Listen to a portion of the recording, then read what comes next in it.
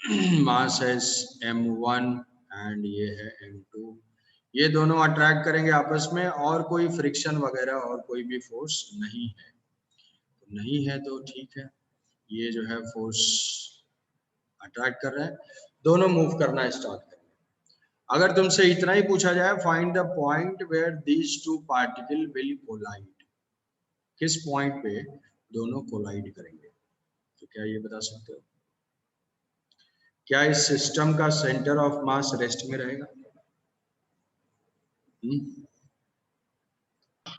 Yes sir. Yes sir. F external zero है, F external zero है, तो acceleration of centre of mass zero, और दोनों particle rest से रिलीज हुए हैं, तो U1 भी जीरो है और U2 भी जीरो है। तो सेंटर ऑफ मास की वेलोसिटी अगर हम फाइंड करेंगे तो UCM is equal to m1 U1 plus m2 U2। देखो क्वेश्चन कुछ आता है तो तुम्हें एक स्टार्टिंग पॉइंट पता है, मतलब तुम क्या सोचते हो कि क्या करें, अब क्या करें। सेंटर ऑफ मास मूव करेगा कि नहीं करेगा वो डिपेंड करेगा सेंटर ऑफ मास की वेलोसिटी पे और एक्सीलरेशन पे। तो जैसे ही ये सोचोगे तो तुम्हें फिर समझ में आएगा कि एक्सीलरेशन डिपेंड करता है एक्सटर्नल फोर्स पे, एक्सटर्नल फोर्स तो इसमें कुछ नहीं है, तो सेंटर ऑफ मास का एक्सीलरेशन जीरो होगा। अब एक्सीलरेशन पार्टिकल का जीरो है तो पार्टिकल कांस्टेंट स्पीड से मूव भी कर सकता है या रेस्ट में भी हो सकता है। तो हम देखेंगे कि क्या centre of mass initially rest में था, तो समझ में आ जाएगी कि अगर इंडिविजुअल वेलोसिटी जीरो है तो रेस्ट में ही रहेगा वो। इंडिविजुअल वेलोसिटी जीरो है तो m1 v1 plus m2 v2 divided by m1 plus m2 zero. Centre of mass rest में है और उसका एक्सीलरेशन भी जीरो है, मतलब वेलोसिटी में चेंज भी नहीं होगा, तो जहां पे भी सेंटर ऑफ मास होगा वो वहीं पे रहेगा। तो फाइनली दोनों पार्टिकल मूव करते रहे उससे कोई फर्क नहीं पड़ता है, सेंटर ऑफ मास वहीं रहेगा। तो अगर दोनों कंबाइन भी होते हैं तो वो किस पॉइंट पे कंबाइन होंगे? सेंटर ऑफ मास पे, मतलब कोलिजन इनका कहाँ पे होगा? कोलिजन सेंटर ऑफ मास पे होगा। ये पॉइंट बताया है, समझे? These two particles will collide, पूछा जाएगा find the location where these two particles will collide, तो लोकेशन इनकी होगी जहां भी सेंटर ऑफ मास फाइंड कर लोगे। ये जो डिस्टेंस हम यहाँ से फाइंड कर सकते हैं कहीं पे भी। तो m1 these particle collision will be at center of mass, centre of mass पे collision। क्वेश्चन ये है कि ये d से डिस्टेंस इनका सेपरेशन जब d/2 होता है then what is the velocity m1, और ये जो है ये वही पार्टिकल्स हैं जो मूव कर गए हाथ, ठीक है। जो लोग नींद में हैं वो ये नहीं सोचेंगे सर आपने पार्टिकल दिया तो हो गए 4, ये जो है m2 v2, तो d/2 सेपरेशन हुआ, d/2 सेपरेशन हुआ ये, तो हम अप्लाई कर देंगे from conservation of mechanical energy, from conservation of mechanical energy, conservation of mechanical energy, mechanical energy का जब कंजर्वेशन होगा तो उसमें initial kinetic plus initial potential, final kinetic plus final potential. ये कंजर्वेशन ऑफ मैकेनिकल एनर्जी आया कहां से था? वर्क एनर्जी थ्योरम से, वर्क एनर्जी थ्योरम से आया था। Work done by gravity is equal to change in kinetic energy, फिर ग्रेविटी को माइनस डेल्टा यू लिखा, फिर माइनस डेल्टा के प्लस डेल्टा यू जीरो हुआ, वहां से आया था। तो अब ग्रेविटेशन के हर प्रॉब्लम में हम डायरेक्टली लिख सकते हैं from conservation of mechanical energy. Initial kinetic energy rest से रिलीज्ड, रेस्ट से release. Initial potential energy minus g m1 m2 by d. Final kinetic, एक पार्टिकल मूव कर रहा है v1 स्क्वायर से, दूसरा पार्टिकल मूव कर रहा है v2 स्क्वायर से, और पोटेंशियल एनर्जी हो जाएगी minus g m1 m2 divided by d/2। इस इक्वेशन को थोड़ा सा अरेंज करेंगे तो हमें ये समझ में आ जाएगा कि 2g m1 m2 divided by d minus g m1 m2 divided by d is equal to 1/2 m1 v1 square plus m2 v2 square. तो ये हो जाएगा g m1 m2 by d is equal to 2 ये है m1 v1 square plus m2 v2 square. ठीक है, अब मुझे फाइंड करना है v1 v2, बट इक्वेशन तो एक ही मिला मुझे। टू अननोन्स के लिए टू इक्वेशंस होने चाहिए भाई, इक्वेशन तो ये वन है। हाँ, तो दूसरा सेकंड इक्वेशन कहाँ से आएगा? कंजर्वेशन ऑफ लीनियर मोमेंटम से। ये दोनों पार्टिकल्स के ऊपर एक्सटर्नल फोर्स नहीं है, तो इनका लीनियर मोमेंटम कंजर्व होगा, लीनियर मोमेंटम कंजर्व होगा। तो दोनों ऐसे मूव करेंगे सो दैट कि from conservation of linear momentum as external force acting on system is zero. Initial linear momentum equal to final linear momentum. Initial equal to final. Particle जो है ये m1 v1 से जा रहा है और m2 जो है वो v2 से जा रहा है, v2 से, और ये m2। तो इनिशियल तो दोनों रेस्ट में है, जीरो। फाइनल जो है, एक पार्टिकल का मोमेंटम m1 v1, दूसरे पार्टिकल का मोमेंटम माइनस, सर माइनस क्यों लिख दिया? वेक्टर क्वांटिटी है, डायरेक्शन को माइनस से डिनोट करेंगे, तो एक पॉजिटिव तो दूसरा जो है नेगेटिव हो गया। तो ये इक्वेशन हो जाएगा m1 v1 is equal to m2 v2। तो ये इक्वेशन नंबर 2। अब ये दो मासूम इक्वेशन अप्लाई करेंगे यहाँ से।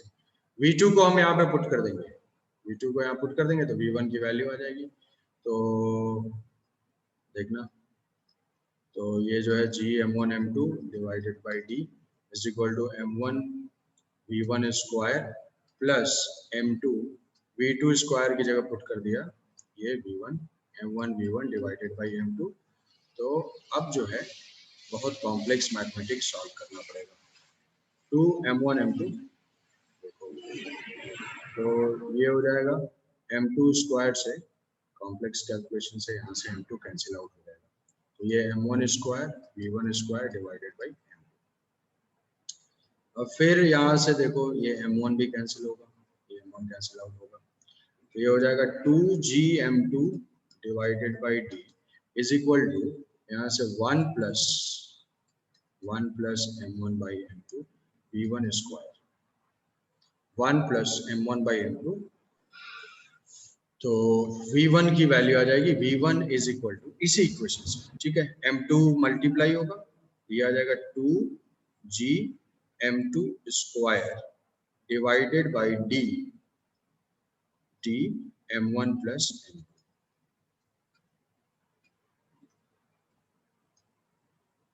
1/2 1/2। सिमिलरली हम क्या लिख सकते हैं? सिमिलरली कुछ तो लिख देंगे, क्या हो जाएगा वो v2 की value. Similarly v2 is equal to 2 same, बाकी सारे टाइम v1 है तो यहाँ पे m2 है, तो यहाँ पे ये होगा, क्योंकि कंजर्वेशन ऑफ लीनियर मोमेंटम है ना, m1 v1 is equal to m2 v2, उसी इक्वेशन से उसी में पुट कर देंगे। So v2 is equal to 2g m1 square divided by d m1 plus m2 whole to the power 1/2। पूछेगा what is the relative velocity of approach, तो relative speed बताना होगा, तो क्या करेंगे, दोनों अपोजिट डायरेक्शन से आ रहे हैं, तो v1 plus v2 कर देंगे। v1 plus v2 करेंगे तो कुछ चीजें कॉमन हो जाएंगी, वो क्या कॉमन होगा देखो, ऐड करना पड़ेगा थोड़ा सा complex calculation, m1 plus m2 ये कॉमन ले लेंगे, ये ब्रैकेट में बस ये बच जाएगा m1 प्लस m2, ठीक है, ये रूट है, पावर 1/2 मतलब रूट, तो ये कॉमन ले लिया तो m1 प्लस m2 बचा।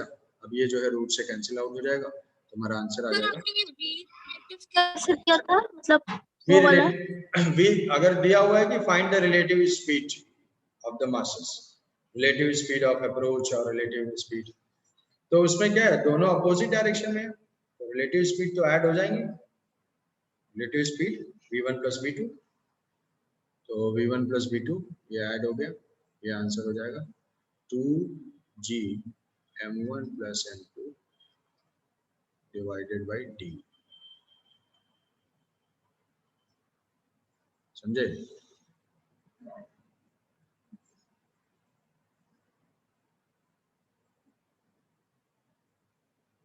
Yes sir.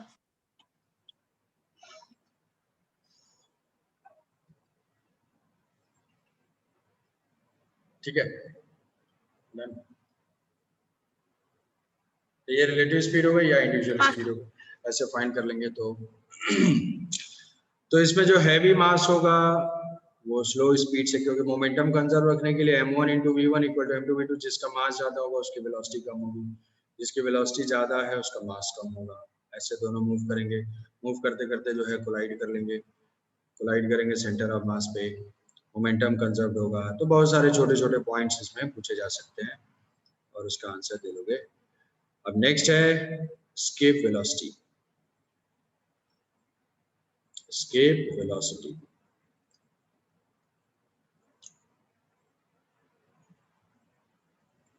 escape velocity क्या होती है, इसको डिनोट करेंगे v, तो इसमें लिखेंगे it is the minimum speed required, it is the minimum speed, it is minimum speed required at surface of earth to escape the gravitational field of earth। इतनी speed से भागे कि वापस वो लौट के ना आए। To escape the gravitational force of attraction, it is the speed with which any particle must be projected so that it can escape the gravitational force of attraction, or it can go out of the gravitational field। तो भाई जो अर्थ के field से किसी को बाहर निकलने के लिए जो मिनिमम वेलोसिटी रिक्वायर्ड है, that velocity is called escape velocity। तो ये तो हो गई डेफिनेशन पार्ट। अब यही escape velocity हमें कैलकुलेट करना है। अच्छा, escape velocity का मतलब है कि from the surface of earth, तो अभी सरफेस ऑफ अर्थ से भी तो फेंक सकते हैं, कहीं और से भी, भाई किसी हाइट से कोई फेंक रहा हो, ठीक है, किसी 2h से फेंक रहा हो, रेडियस ऑफ अर्थ इतनी हाइट से फेंक रहा हो। तो हमारा जो escape velocity टर्म है उसमें ये चीज इनहेरेंट है कि स्पीड का जो कैलकुलेशन है वो कहाँ पे है, सरफेस से फेंकना है किसी को। तो यहाँ से मान लो कि ये, अच्छा, अर्थ का फील्ड कहाँ तक एक्सटेंडेड है, अर्थ का फील्ड तो 0 होगा, gm/r², फॉर्मूला देखेंगे, जो g है, g का जो फॉर्मूला है वो क्या है, g = gm/r²। तो ये फील्ड 0 कहाँ पे होगा, इनफाइनाइट पे। मतलब इस पार्टिकल को मुझे इस स्पीड से फेंकना है कि जस्ट ये इनफाइनाइट तक पहुंच जाए, it is the minimum speed. यहाँ पे वेलोसिटी दूं तो मिनिमम मतलब क्या हुआ कि ये इनफाइनाइट तक जाते जाते इसकी वेलोसिटी क्या हो जाए, 0 हो जाए। अगर उससे ज्यादा मान लो कोई, infinite in the sense, infinite in sense मतलब इनफाइनाइट, लार्ज डिस्टेंस, ठीक है। अच्छा, मतलब नियरली इक्वल टू फिर 0 हो जाएगा जी। हाँ, जहाँ पे 0 हो जाएगा, अगर r इनफाइनाइट पुट करेंगे तो g की वैल्यू 0 हो जाएगी। तो मैथमेटिकली हमारे कहाँ तक अर्थ का फील्ड एक्सटेंडेड है, फ्रॉम 0 टू इनफाइनाइट, इनफाइनाइट एक पॉइंट है। तो अब मिनिमम स्पीड से प्रोजेक्ट करूंगा तो सरफेस से उस पॉइंट तक पहुंचना है इसको। तो वहां तक अगर स्पीड मिनिमम है तो वहां पहुंचते पहुंचते पहुंचते जो है वेलोसिटी 0 हो जाए। अब उसके बाद अर्थ का फील्ड जो है उसको पुल नहीं कर पाएगा। मान लो इसकी स्पीड उससे कम होगी, मान लो ऐसा देगा ve/2 है, तो ve/2 जाते जाते कहीं बीच में ही जो है ये सरेंडर कर देगा और उसके बाद अर्थ वापस क्या करेगी, उसको खींच लेगी, काम खत्म। तो वही चीज है कि it is the minimum speed required at the surface of earth to escape the gravitational field of earth, gravitational field of earth. तो ये हमारे इनिशियल पॉइंट है और ये मेरा फाइनल पॉइंट है। फाइनल पॉइंट कहाँ पे है भाई, फाइनल पॉइंट इन्फिनिटी है। तो हम क्या करेंगे, मैकेनिकल एनर्जी कंजर्व करा देंगे from conservation of mechanical energy, conservation of mechanical energy. तो इसको पूरा लिखना है, बार बार इसको नहीं लिख रहा हूँ, ठीक है, तुम भी मत कम लिख देना उसमें। कंजर्वेशन ऑफ मैकेनिकल एनर्जी, ठीक है, कि बोर्ड में ऐसे जो है स्टेटमेंट लिख देने से थोड़ा सा जो हमारे एजेड टीचर होते हैं वो कॉपी चेक करते हैं, वो नाराज हो जाते हैं कि आजकल लोग साइंस की कोई तमीज नहीं कर रहे। तो इसलिए फुल टर्म लिखना है, शॉर्ट फॉर्म कहीं पे भी यूज नहीं करना, आइडियल सब्जेक्टिव आंसर। तो कंजर्वेशन ऑफ मैकेनिकल एनर्जी, तो यहाँ से जो है सरफेस से कहाँ तक जाना है, इनफाइनाइट तक।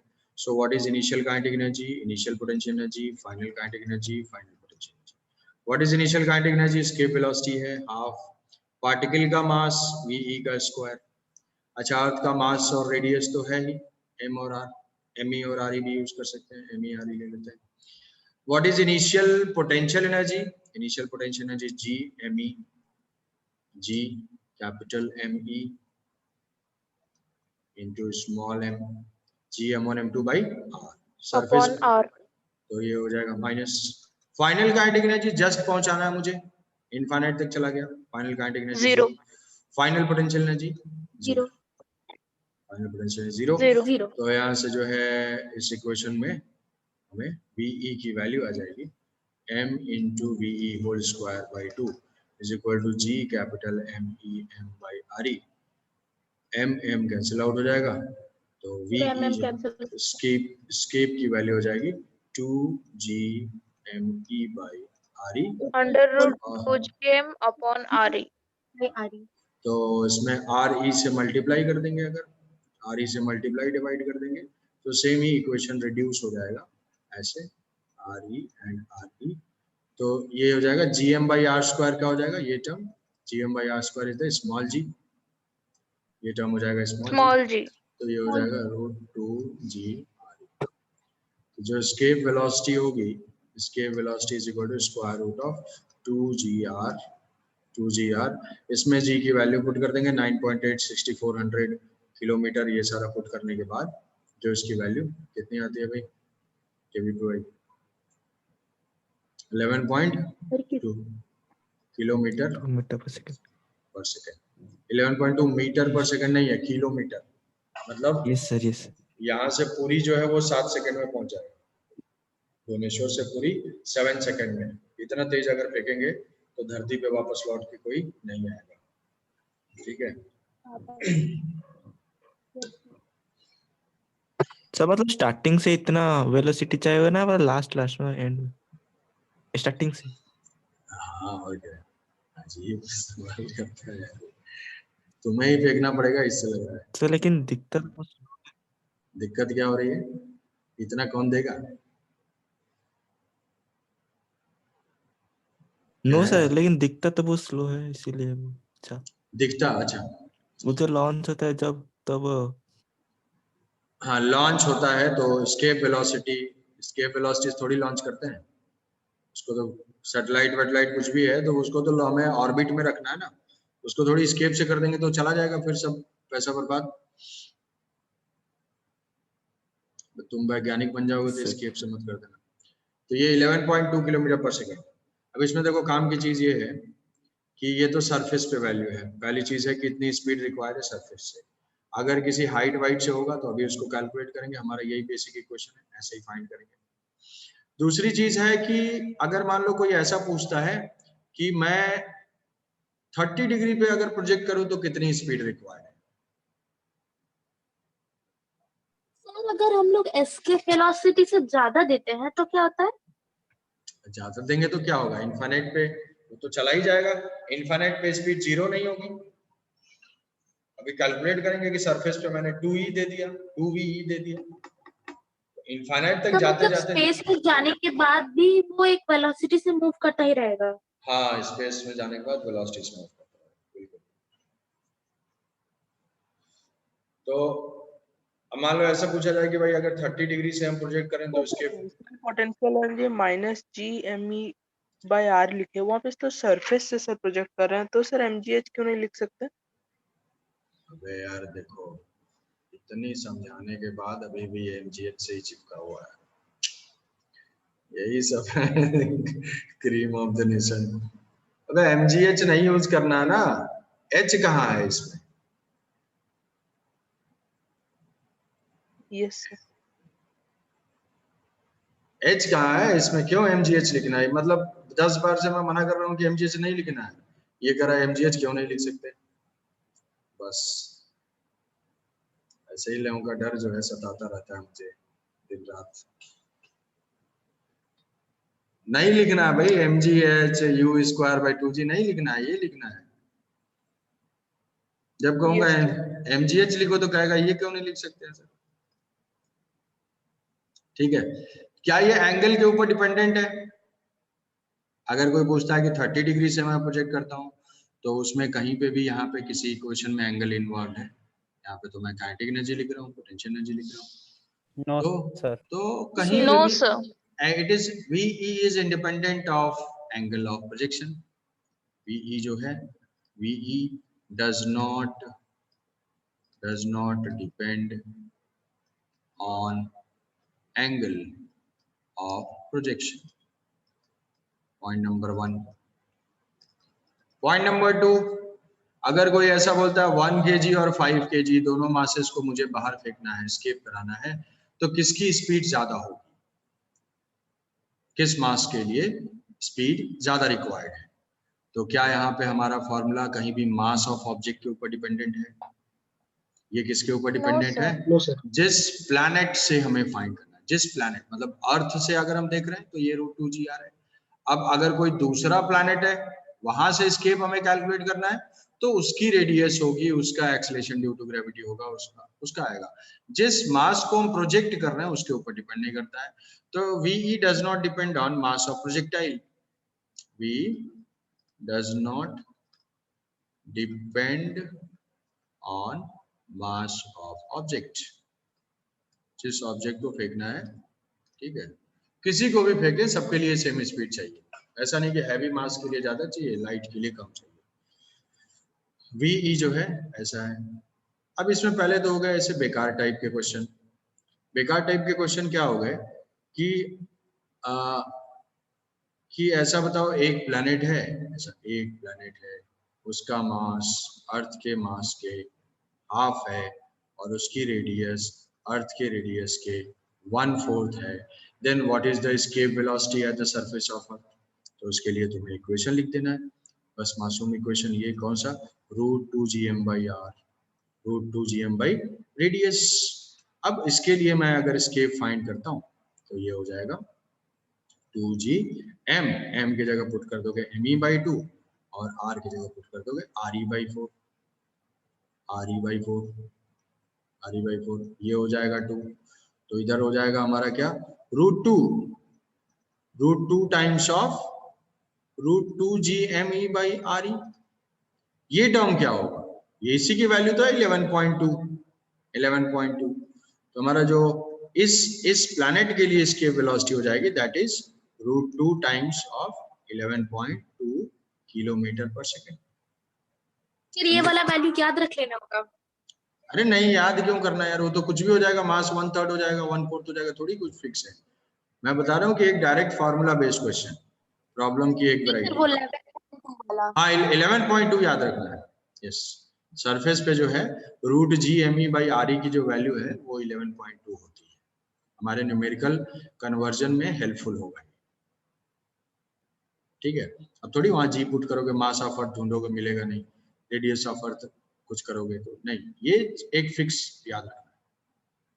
सर मतलब अगर क्वेश्चन में कोई भी एंगल या फिर मास ऑफ ऑब्जेक्ट दिया होगा तो उसका यूज नहीं करना है। ना यूज नहीं करना है, कहाँ यूज करोगे, ठीक है। Yes sir. अम्लान ऐसे मत सोचना कुछ कि मैं बोल रहा हूँ। अम्लान के क्वेश्चन सुन के मुझे वो याद आता है, जैसे कि मार्केट में सब्जी लेने जाते हो तो बोलते हो भैया आलू देना 1 किलो, अच्छा है ना? वो कहेगा हाँ भैया अच्छा है, हाँ ठीक है दे दो।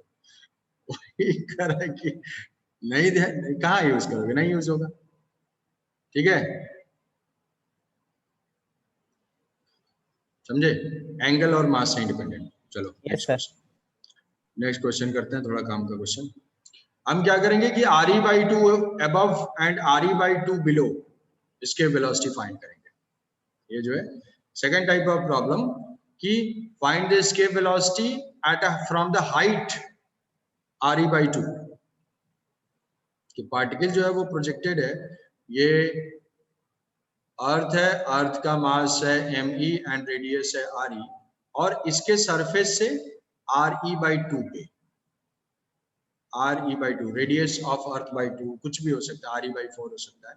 तो हम इसमें कैलकुलेट करेंगे कि इस पॉइंट से और नीचे से, दोनों केस में, कि सरफेस से अगर किसी हाइट से मुझे एस्केप फाइंड करना है, find the escape velocity, find escape velocity from height, from a height of RE/2, RE/2 से हमें फाइंड करना है। तो escape velocity का कॉन्सेप्ट, अच्छा, सिर्फ escape velocity का मतलब सरफेस ही होता है, अदरवाइज जो है ऐसे मेंशन है।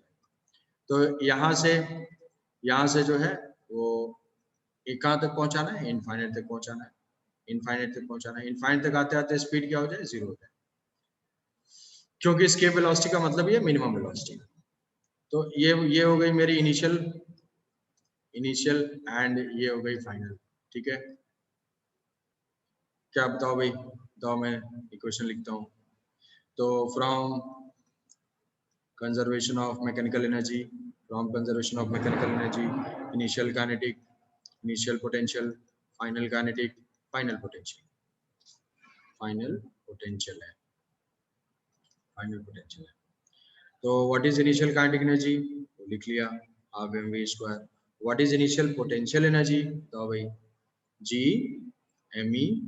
m/r। r कहाँ से लेना है, फ्रॉम द सेंटर। तो RE + RE/2, 3RE/2 is equal to final kinetic, उसको पहुंचना है इनफाइनाइट तक, और पोटेंशियल एनर्जी भी 0। बात खत्म। तो यहाँ से जो है m तो कैंसिल आउट ही हो जाएगा, और जो एस्केप वेलोसिटी होगी v square is equal to 2gme/3re into 2, ये हो जाएगा 4gme/3re। what is escape velocity here is equal to 4gme/3re। कर लोगे कैलकुलेट। अगर वैल्यूज इसमें फाइंड करना है, न्यूमेरिकल वैल्यूज भी फाइंड कर सकते हैं। 2gm/re का जो है अगर वैल्यू चाहिए, तो वैल्यू जो है √2/3 यहाँ से कॉमन हो जाएगा, और ये बचेगा √2gm/re, इसकी वैल्यू 11.2 किलोमीटर होती है।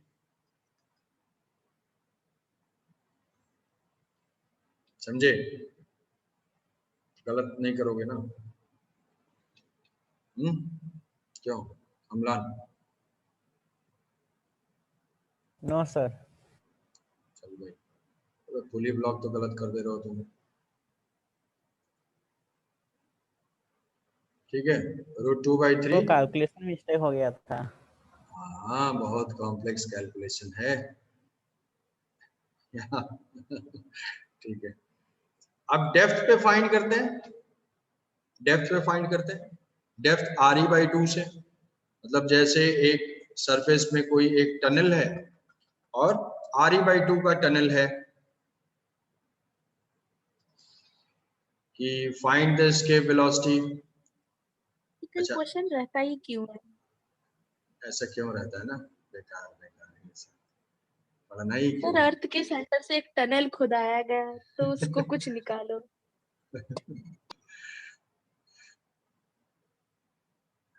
क्यों ये सब टेंशन लेना है। ये है एक नैरो टनल, और इसकी जो डेप्थ है वो है R/2।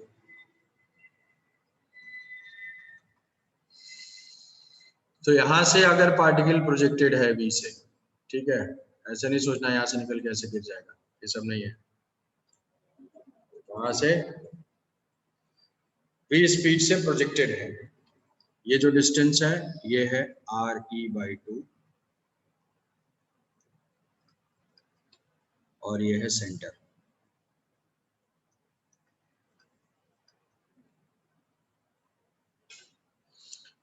Find escape velocity from the depth RE/2. Find V v की वैल्यू क्या है? v is the escape velocity at depth of re/2। re/2 depth से अगर पार्टिकल को प्रोजेक्ट करना हो तो क्या होगा? ठीक है, इनिशियल पॉइंट यही है, फाइनल पॉइंट हमारा इनफाइनाइट है। फाइनल पॉइंट ये इनफाइनाइट है, इनफाइनाइट यहाँ पे मैं मान लेता हूँ। यहाँ तक आते आते अगर स्पीड मिनिमम है तो जस्ट यहाँ तक पहुंचते पहुंचते स्पीड 0 हो जाएगी। तो मेन टेंशन फाइनल वाला तो सब 0 0 है, ठीक है। तो वो तो जो है मैं लिख लूंगा। इनिशियल वाला तुम बता दो। From conservation of mechanical energy, from conservation of mechanical energy, initial kinetic plus initial potential is equal to final kinetic plus final potential. Initial kinetic energy मैं लिख दे रहा हूँ, ठीक है, और ये भी लिख दे रहा हूँ। तुम्हारे लिए सिर्फ इनिशियल पोटेंशियल एनर्जी छोड़ दिया है, जल्दी से बता दो। फाइनल काइनेटिक एनर्जी 0 और फाइनल पोटेंशियल एनर्जी 0। हाँ सर, जो मुश्किल है आप वही छोड़ दे रहे हैं। तो सारा 3 टर्म 4 में से 3 लिख दिया मैंने, एक जो है बता दो, तुम्हारे ऊपर है। अपना बताएगा सौम्यदीप वैज्ञानिक, ईश्वर वैज्ञानिक। Sir mass of the earth हम लोग चेंज कर देंगे क्या? मतलब जिस पॉइंट से थ्रो हो रहा है उसी पॉइंट से लेंगे क्या? हाँ, यहाँ से जो ME और RE तो टोटल है, पोटेंशियल एनर्जी के टर्म में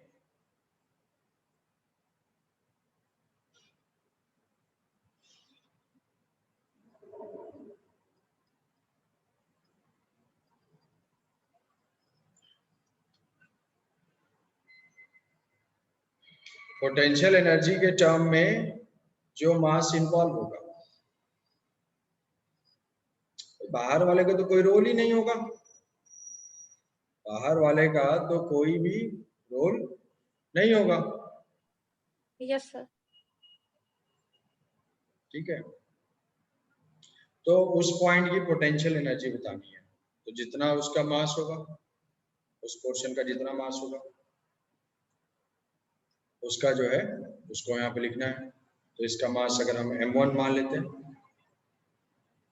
इसका मास अगर m1 मान लेते हैं, तो g m1 शेडेड पोर्शन का जितना मास है और पार्टिकल का मास जो है स्मॉल m1। तो बताओ पोटेंशियल एनर्जी, क्या वो मास कैलकुलेट कर पाओगे? हाँ सर, कर रहे हैं।